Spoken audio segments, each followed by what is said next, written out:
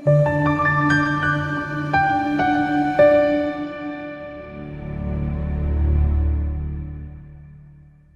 akulonde kama kupastor ngithandile nofliki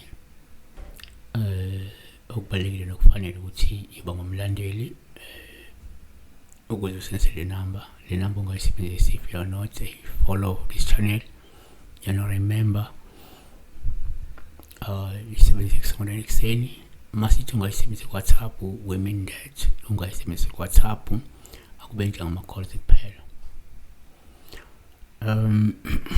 Sibheka la Rose Ngwenya 1865 ukuthi sawubona mkhulu ngabe kuchazana phupulele ke nex yakho wasithi having sex in bracket she dreamt of herself having sex with her ex.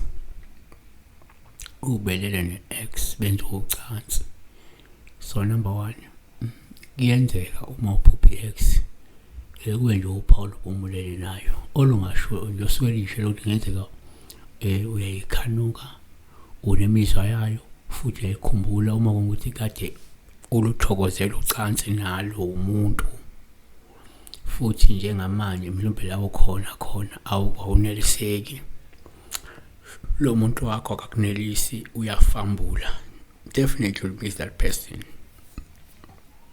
2 ngokujwayelekile ke uma uphupha i-ex kuPaul ube uma ulele nayo lusho ibhadi nesichitho esibi esikhaqayo futhi nokuthi angeke ilunge into yenu nalomuntu uma kungukuthi kade unethembe elikhulu lokuthi ke nizobuyelana.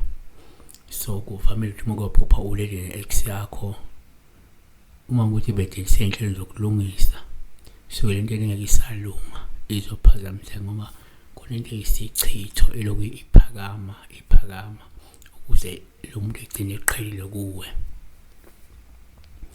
3 kwesinye isikhathi umphupha i-ex yakho kuPaul uma ulele nayo longasho ukuthi kade ungcoliswa umoya omubi, kade ungcoliswa into eyisilwane ekufaka isinyama kodwa esenza i-ex yakho ikakhulukazi uma uleli phupho selivamile ukuthi uliphuphe uyithokozisa ngocansi nalo muntu futhi lento ikhomba ukuthi kungenzeka kunento eyisilwane kunento umoya omubi elokhu ikungcolisa ikufaka isinyama izenza i-ex yakho.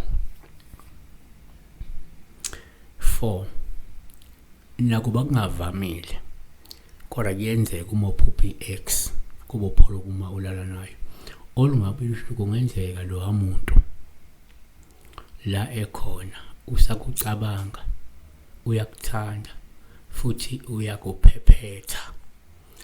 Kungaba kabili uma kuphephetha uthini buyelane umkhumbulo umcabange ukuze nibelane noma uyakuphephetha ukuthi kungabi bikho umuntu osezohlala la kuwe kube nalento ewumoya nje ex spiritual partner eloku ikushaya wena mnandi noma usho ukushayana nayo kamnandi abanye abantu bengeke bisahlala lapho kuwe wena ube umuntu nje onomuntu wakho kamoya okushayayo noma ushayana naye yabona.